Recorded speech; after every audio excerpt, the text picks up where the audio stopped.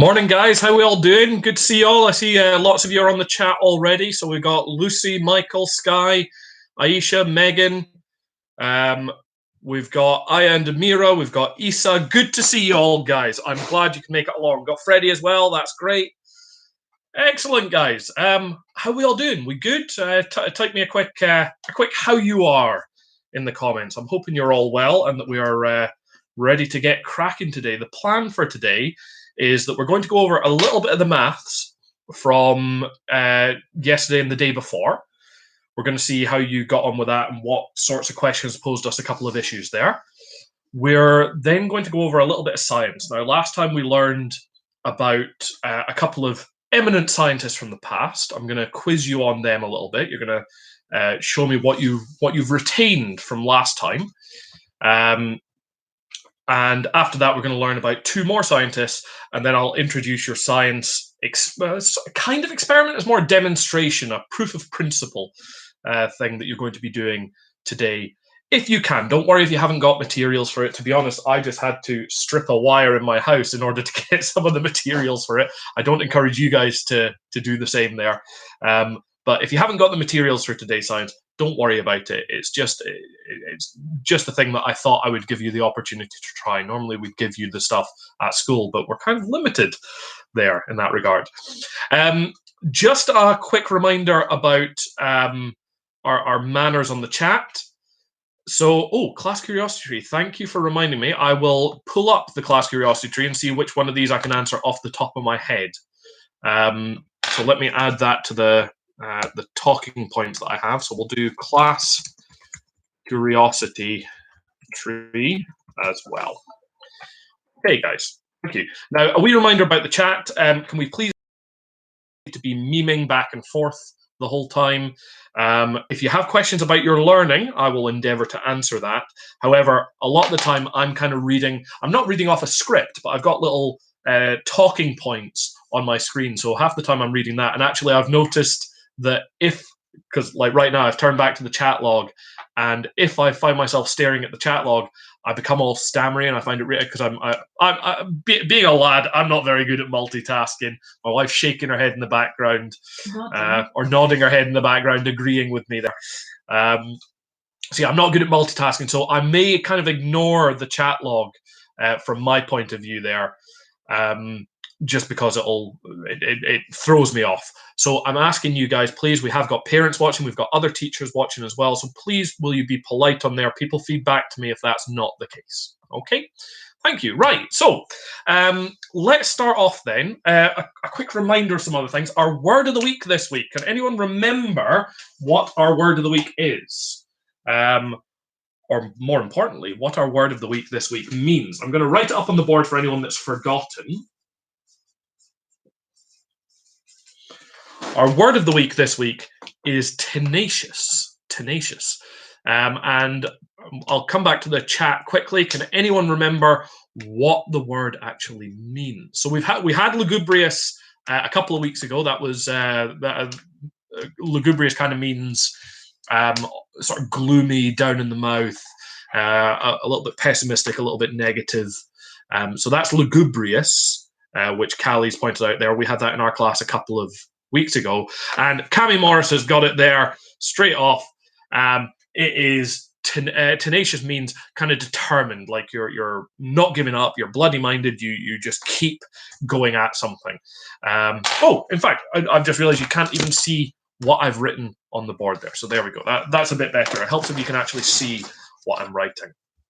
So that is tenacious, and yeah, never giving up is the example that Callum has given there. Excellent. Right. So that's our word of the week. Class curiosity. And let's just hit up a couple of these. One of them I remember off the top of my head is, what is plastic made of? So plastic, like many things in our world, is actually made from a type of oil. Yeah. Oil itself is made of long dead organisms. So it's basically biomass. So it's living stuff from millions and millions of years ago, which has rotted away and decayed and then been compressed underground, and that turns into oil over millions and millions of years. When we take that oil up, we can get lots of useful things out of it. So we get plastics out of it. So we basically heat it up, and at certain points, different things come out of it. So at a certain point when we're heating it up, we get different types of plastics. At certain points, we get things like bitumen, which is the black stuff that holds our roads together. That black tarry stuff is made of bitumen. We've also got things like fuel. So petrol, diesel is also made from this oil. It's called crude oil, and it's this black, thick stuff. But we get all these amazing things out of it. However, there is obviously a downside, and that is that oil production also is the main contributor to climate change, to global warming, because obviously we're getting all these all this CO2 being released from it. You know, when we burn different fuels, or when we're producing plastics, we make a lot of carbon dioxide, and so although it's something that we kind of need in our society at the moment, it is something that's potentially quite harmful to the world as a whole. So yeah, that's where we got. That was Nathaniel that asked that question. What was the first type of dog? Is an answer for a question from Jessica here. So all dogs, every single dog, including, you know, if you just have a tiny wee Chihuahua, or a humongous Great Dane, or a little sausage dog, little Dachshund, every single one of them, just 10 to 11,000 years ago, they were all wolves. Every single one of them. All dogs, all of our modern dogs are descended from the grey wolf. And this happened over a very long time. They were probably some of the wolves that were maybe a little bit more inquisitive, a little bit more, a little bit less hesitant to be around people. They would maybe go into human villages to scavenge from time to time, and a few of the villagers would, you know, sort of throw them a little bit of meat here, a little bit of this and that, and then gradually they, over time, became more and more domesticated. And the crazy thing is that actually the way they got domesticated, the way I'm now going into some quite complex genetics. I could talk about pleiotropy and stuff. If there's any parents listening that are into genetics, pleiotropy, you know what I'm talking about. That'll be like there's one guy going, yeah, woo. But the basically the things that control their behavior, the things that control the way they behave in terms of being tamer and more pleasant to be around, also makes them develop other things at the same time, such as floppier ears, or more expressive eyes, slightly bigger eyes as well. So it causes them to develop more puppyish traits, which I think is quite cool. That's something that I read about many years ago now. But you guys, particularly in my class, you know how I love genetics, and I think it's a really fascinating area. Let's do just one more of these, and then we really need to get on. So, why is the Earth round? And this is a question by Callie on behalf of her sister Ava.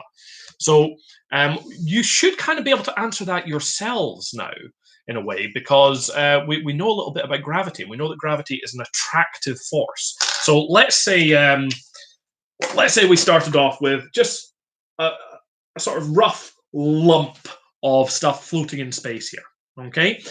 And it's got a center roughly there, okay? And other things are going to be attracted to it by gravity. So a bit will sort of fly in here, a bit fly in here, and over time it kind of gets layered up.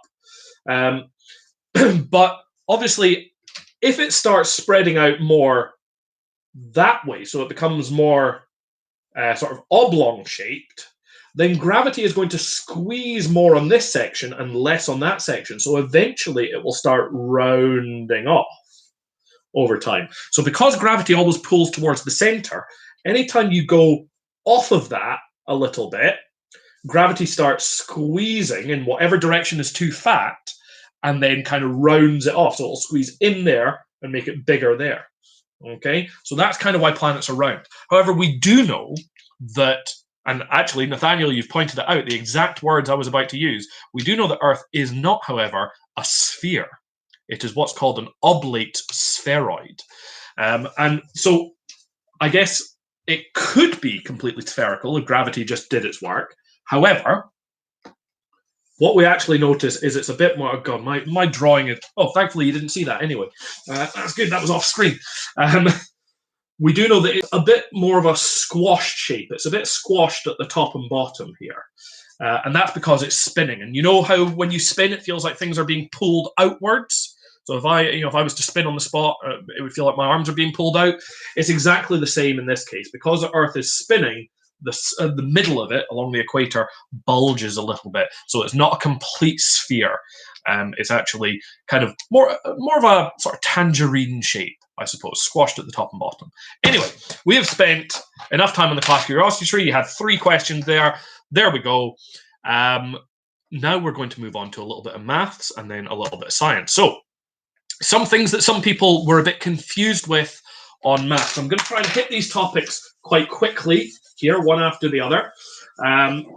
This board is getting really, really messy. I'll have to give it a good clean at some point. So, a few things that tripped us up. One thing was surprisingly just multiplying and dividing by tens and hundreds. So, you know that you possibly know that you're supposed to think of this as moving columns around. So we have the hundreds column, the tens column, the units column. So if I have 7 and I multiply it by 10, the 7 will move up to the tens column and a 0 will take its place. So 7 times 10 would be 70 and so on.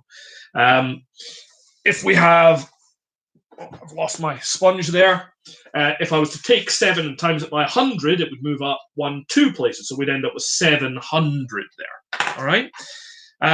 However, in some cases, it's actually easier to think about just moving a decimal point around. Now, we're not supposed to do that. Now I'm broadcasting it on YouTube, so everyone knows my naughty secret here that we're not supposed to talk about. But sometimes, guys, just occasionally, it's actually easier just to think about moving the decimal point around.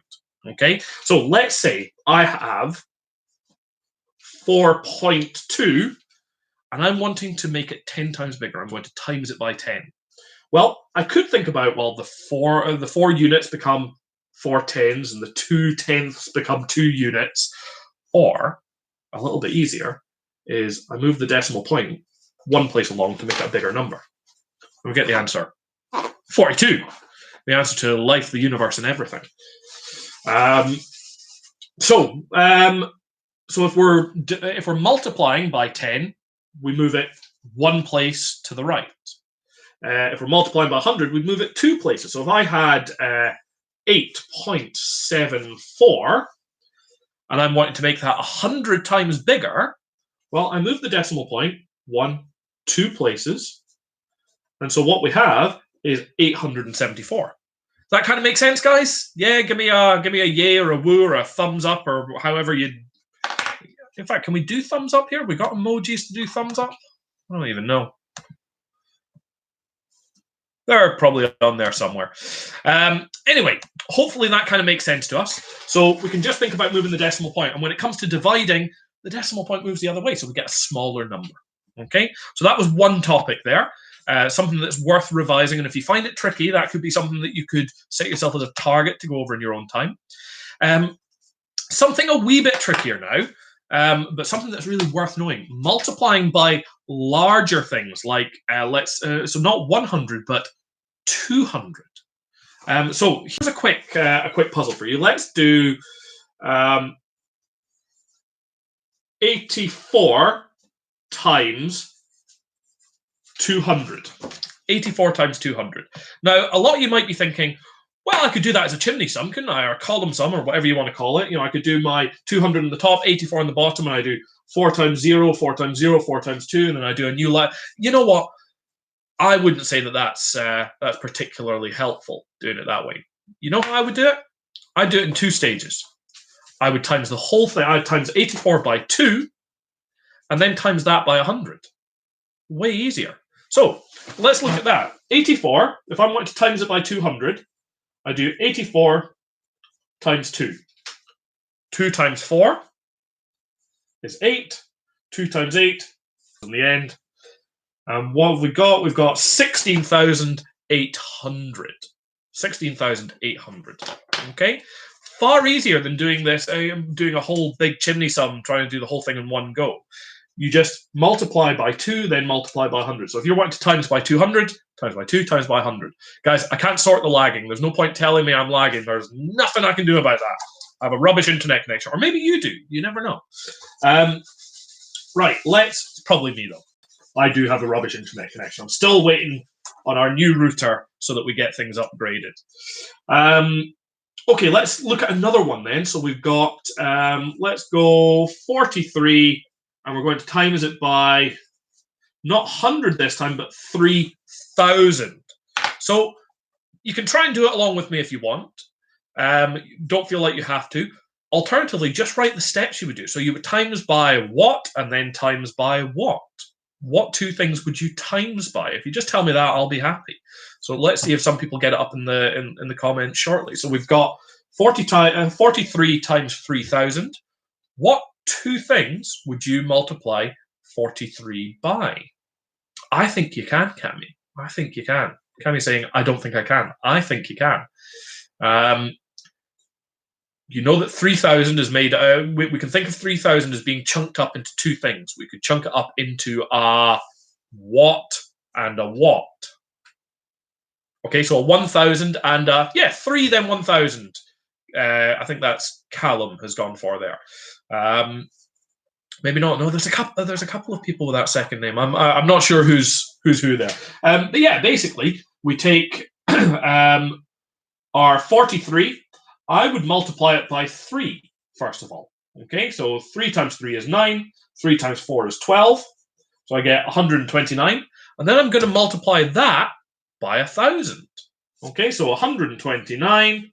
I'm going to add 1, 2, 3 zeros in the end, and I've got my answer. 129,000 in this case.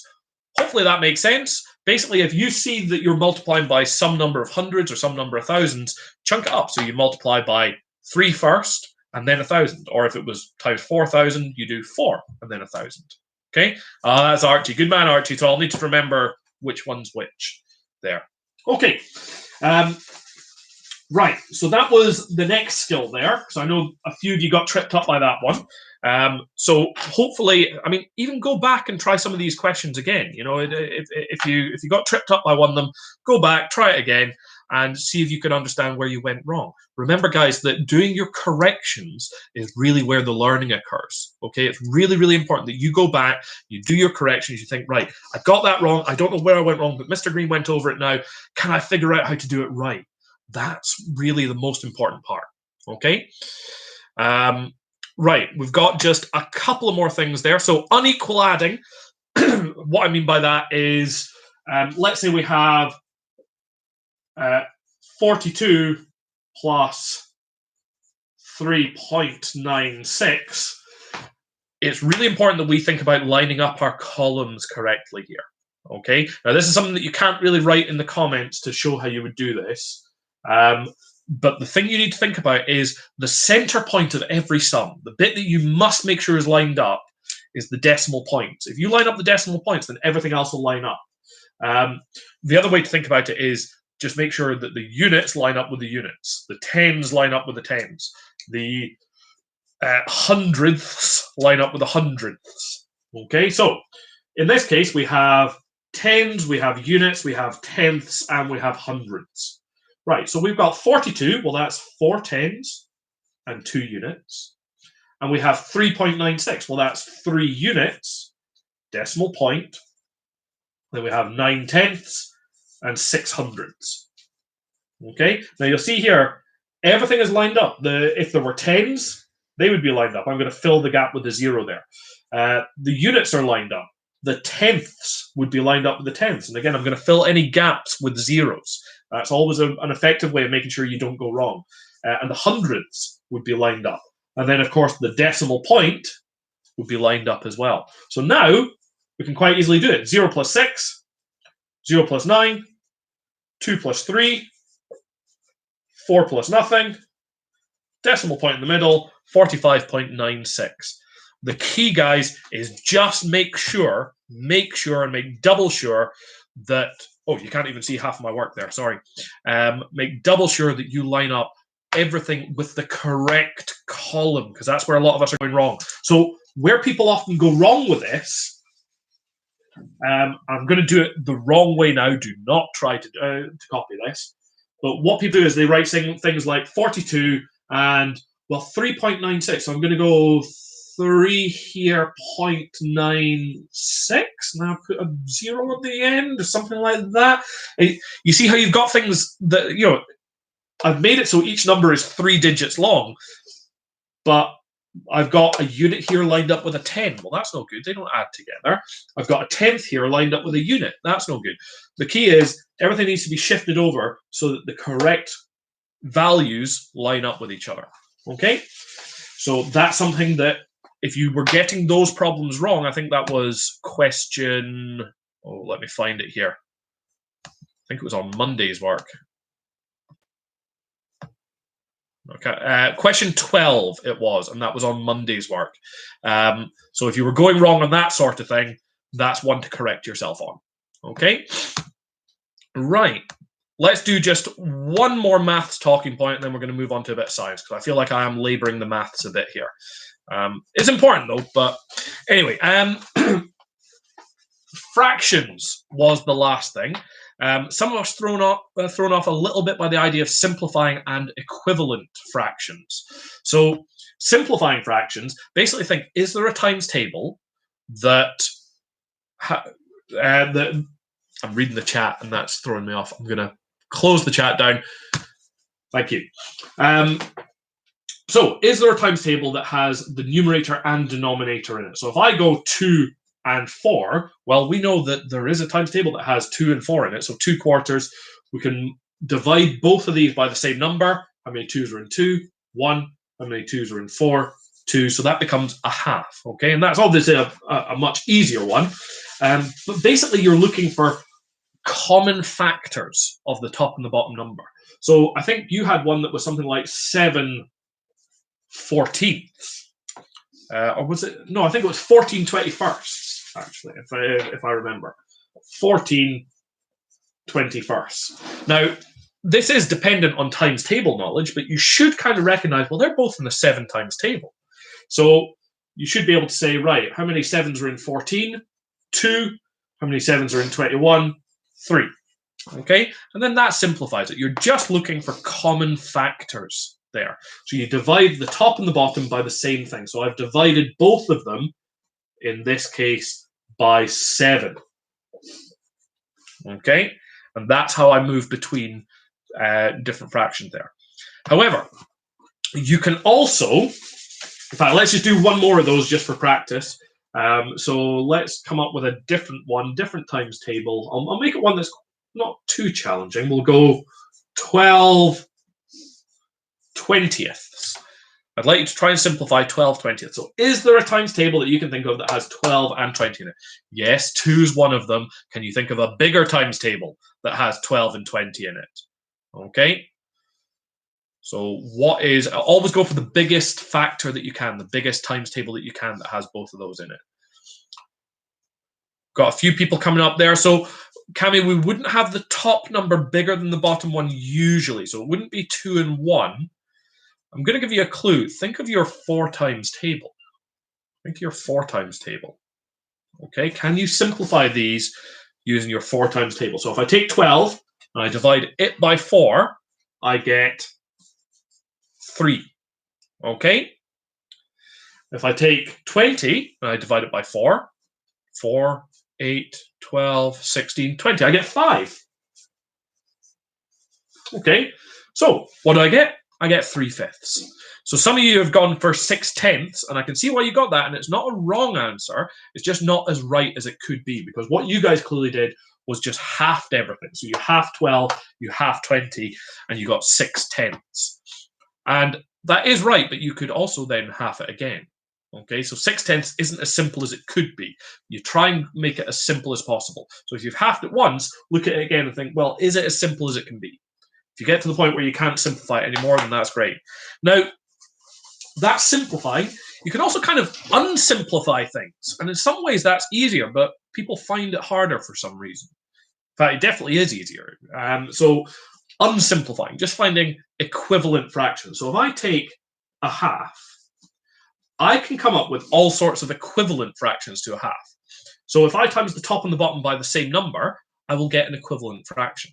Okay, so let's say I times them both by 2. I get a top number of 2, a bottom number of 4. So 2 quarters is the same as a half. I could times them both by 3, and I get 3/6. Well, that's also a half. Okay, I could times them both by 100, and I get 100/200. Well, that's also an equivalent fraction. That's also a half. 8/16 I'm seeing coming up there. We've got 2 quarters. We've got 6/12. All of these are valid ways of writing equivalent fractions. So basically, if you're asked to give an equivalent fraction, times the top and the bottom number by something. Okay, by anything, as long as they're by the same thing. Okay, so yeah, 600, 1,200. I'm seeing from Mr. Goodacre there. So yeah, that's how you do equivalent fractions. All right. Okay, guys, that is our maths. I'll say it again because we've got 45 of us tuned in at the moment, and I think it's a good point to make yet again. Please try to take the time. If you got something, well, I'm seeing a request for question 50 in today's maths. I'll have a look at that. Let me pull it up. But what I was about to say was, please, if you get something wrong, try to go back and figure out where you went wrong. Okay, that is where the learning occurs. That's the part that's really important. And if you don't know where you went wrong, that's where you should get. That's where you should try and get the opportunity to ask. That's where you ask us. So, question 50. Let's have a quick look at it. There isn't a question 50. Oh no, there is. Sorry, I've put them in a weird order. 54 comes before 50. Okay. Ooh. Uh-huh.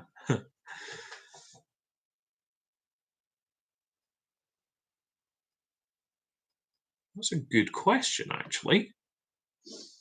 I'd be doing that using trigonometry, but I don't think. Sorry. It helps if you read the whole question. My bad. Right. The perimeter of this triangle. So you've got a triangle that looks like this. Actually, I've just realized I'm saying daft things because I couldn't do trigonometry without the angles, but you don't need to worry about that. We've got a triangle that looks a bit like this. We've been told that this side is 4.7. We've been told this side is 6.8. And we have an unknown side. But we know that altogether, all of the sides together, the perimeter adds up to 15.1. Okay, so what I would say, we got 4.7, we got 6.8. We know what two of the sides together add up to. So let's add them together. We got 6.8 and we got 4.7. We add them together. 8 plus 7 is 15. 6 plus 4 is 10, plus 1 is 11. So we know that this side plus this side, the two sides that we have, equal 11.5 centimeters. Okay, so those two are 11.5. Basically, what you're being asked to do is work out what the rest of it is. Now, I'm not going to tell you exactly what to do, but hopefully that's starting to trip your mind a wee bit there, make you think about how you would actually do that. Basically, it's what's the difference or what's the leftover part.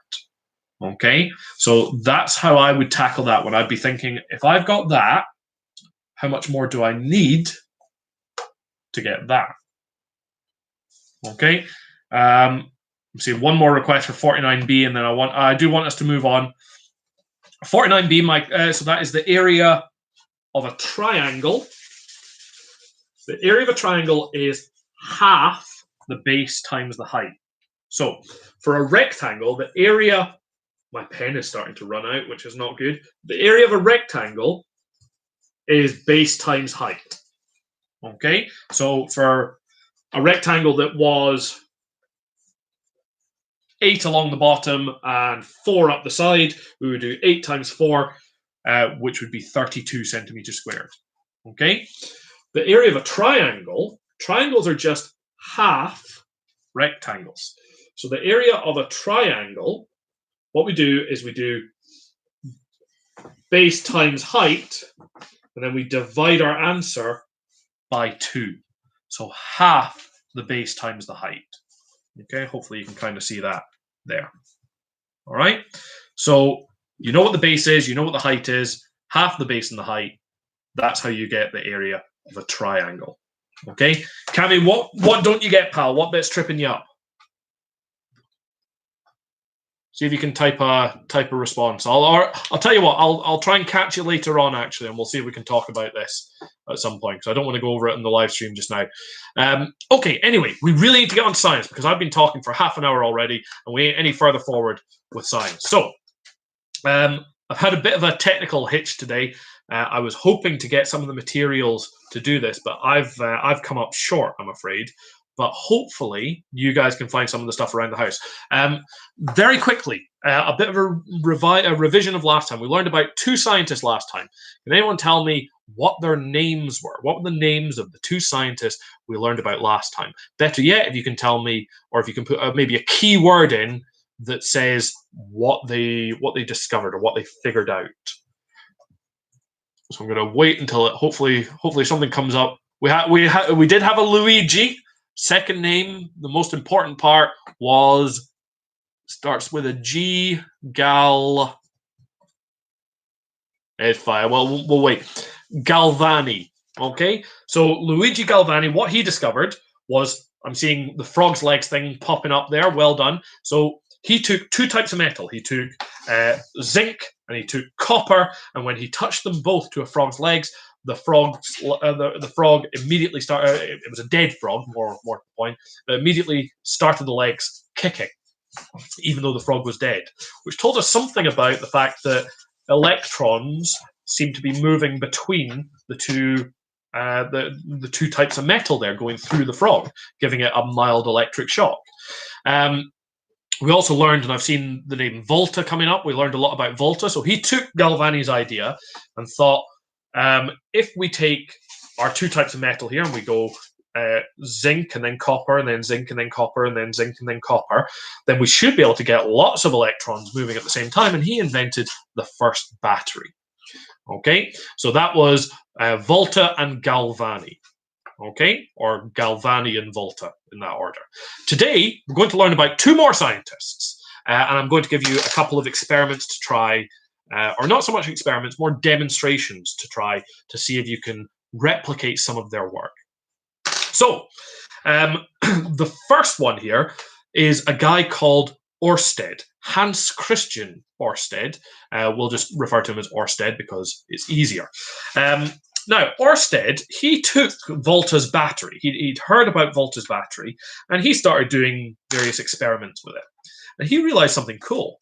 He found that if you take a compass, just a normal compass, and you take a battery, then something kind of weird happens. He noticed that when he was doing his electrical experiments, so he connected up various wires to the battery, and he was trying to, I don't even know what he was trying to light up, but he had electricity running through the wires like so, and he noticed that when he moved it close to the compass needle started to move. Now this happens anyway if you just put a bit of metal. So if I was to take a metal nail and move it close to a compass, obviously it'll move because the compass, I don't know if we can see that there, the compass needle itself is magnetic, so I can get it moving ever so slightly. Yeah, I can. Oh, it's very slight, but you can kind of make out, because the compass needle is magnetic, it'll kind of follow the metal around. However, he noticed that when you do it with a battery, there's a much more pronounced effect. Now, the bit that I can't replicate for you just now is it's not just a wire like this.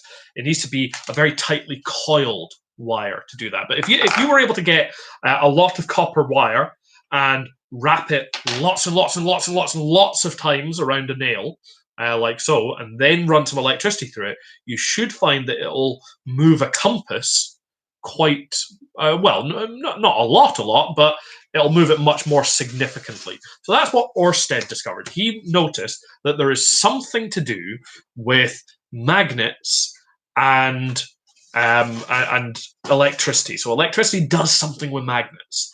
Now that got a bunch of other scientists thinking quite a lot. there seems to be a connection between electricity and magnetism, but they didn't quite know what.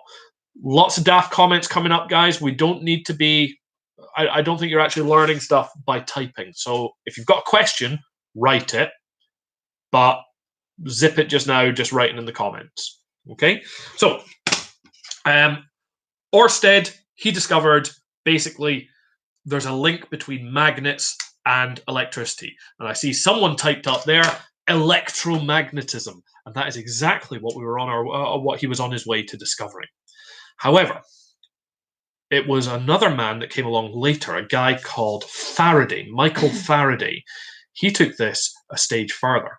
He reasoned that if you can use electricity to make magnet. Oh, I should say, eventually, what was discovered before I go on to Faraday, eventually what was discovered is that you can make electricity.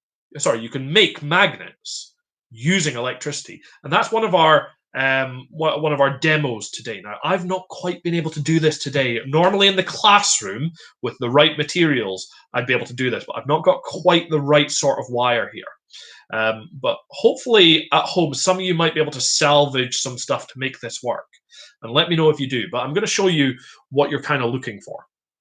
So what I've done here is I've taken a nail, like so, just a normal metal nail. And then I've taken some copper wire. You can maybe just see it there. So I've got some copper wire, very, very thin copper wire. Now, I don't think it has to be copper. I think pretty much anything will do. But if you take a nail and some wire, and then what you do is you wrap it around the nail lots and lots of times. So I've wrapped this about 100 times so far. Now, if I had more wire, I would do it many more times. But you want to wrap it around the nail here. And now what will happen, I'm going to turn it down. Oh, if you're doing it with a copper wire like this, there's actually a very thin covering. Copper is just a metal. There's a very thin covering on it, a very thin covering of plastic, which is insulation. So you won't manage to get any electricity going through it unless you manage to scrape off the insulation, which I think is the problem I'm having here. If you use another metal, that's fine. Fern, could you pass over the big wire there? Yeah. Oh, yeah. Or even the whole thing. I tried it earlier using much thicker wire like this, which is a sort of garden wire.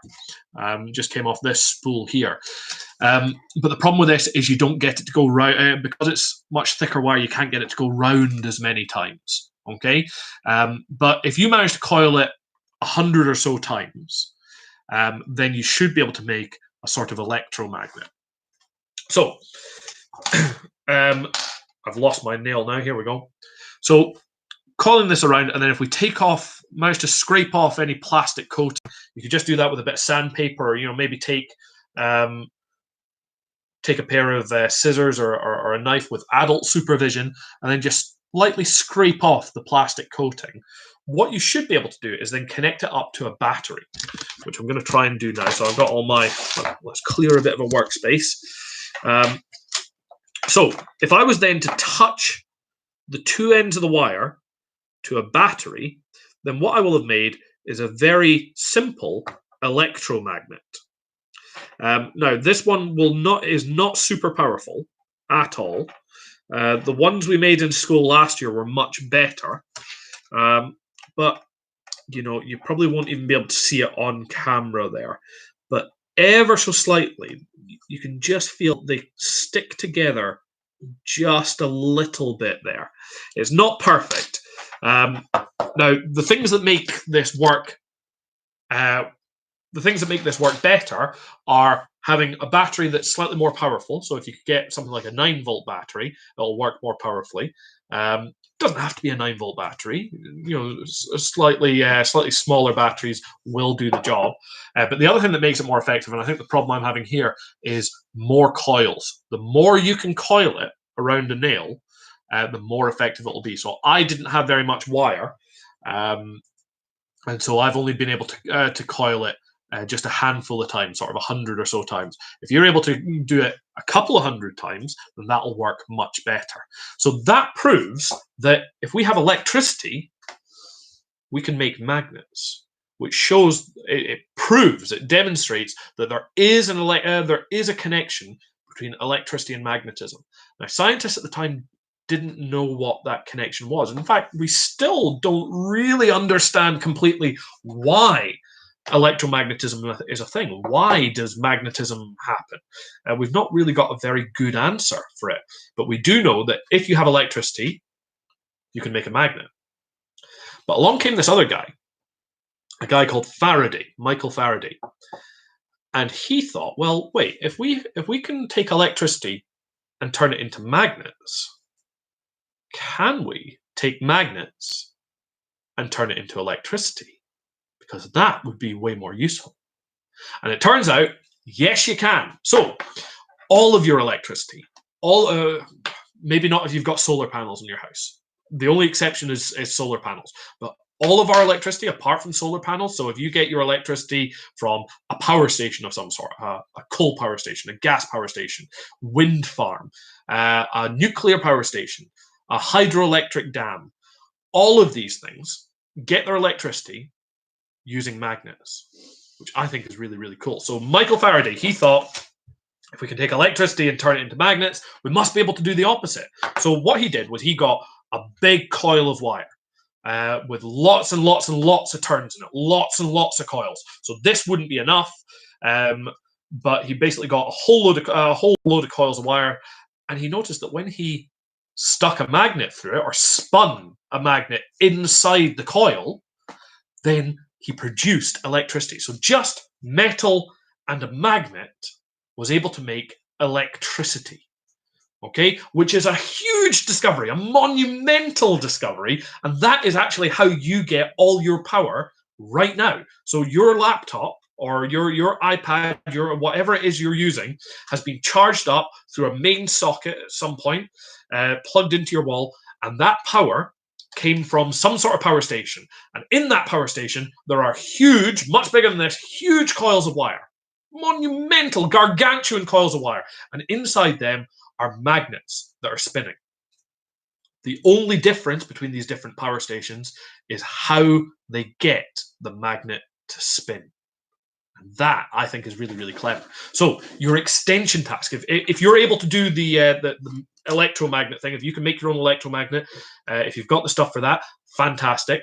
If you've not got the stuff for that, what you can do is I want you to try and design a way of basically spinning a magnet in some way.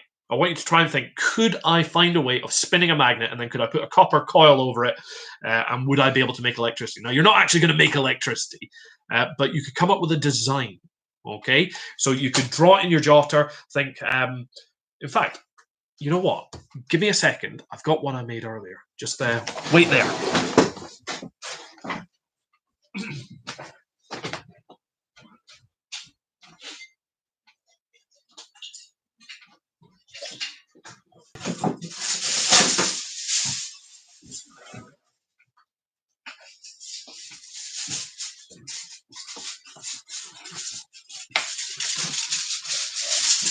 And I'm back. Right.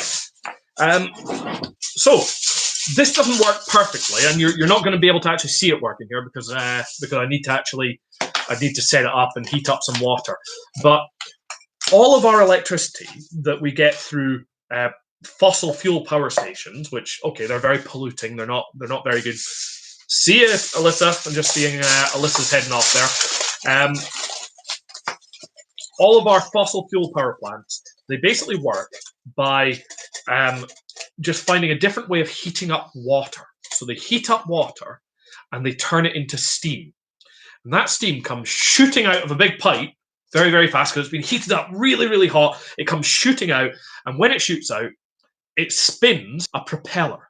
So it basically, it's just like, if you've ever taken one of those little propeller things and you blow it and it starts spinning, that's all our power plants are.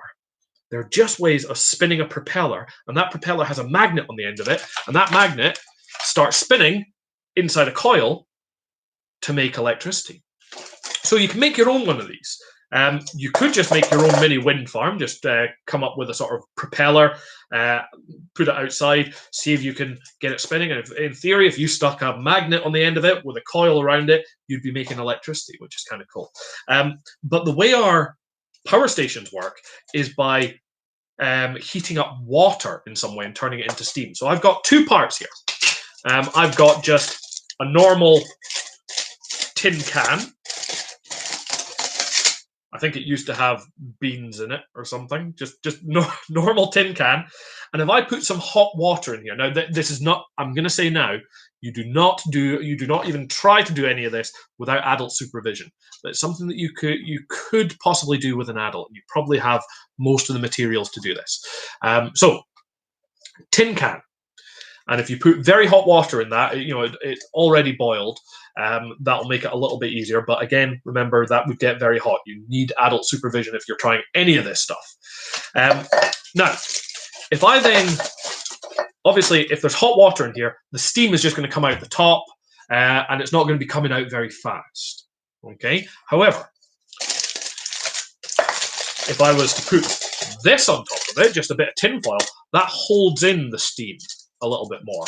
So now if I put just a tiny hole in it, hopefully you can kind of see there, there's a small hole in it. The steam now, if it's heated up in here, in the bottom here, it will be forced through that hole a little bit faster than it would have earlier. So by heating up water here, it turns to steam, and it comes shooting out that hole there, which is basically what I said happens in a power plant. They heat up water by burning coal or burning oil or by using nuclear energy, turn it into steam, it comes shooting through a hole and spins a propeller. So all we would need is a propeller above this in order to get it spinning. And if we stuck a magnet on the end of that, that would work. Question is, how do you heat it up?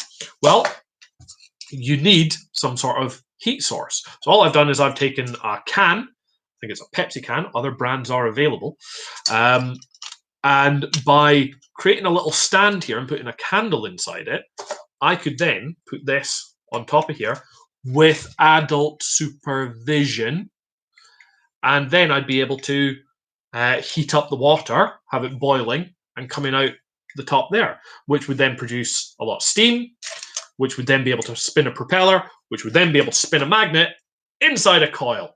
Now, that I'd say is probably a little bit on the complex side for today. You don't feel like you need to do things like that today, but you could try and come up with some sort of innovative design. Yes, please, let's focus on the video.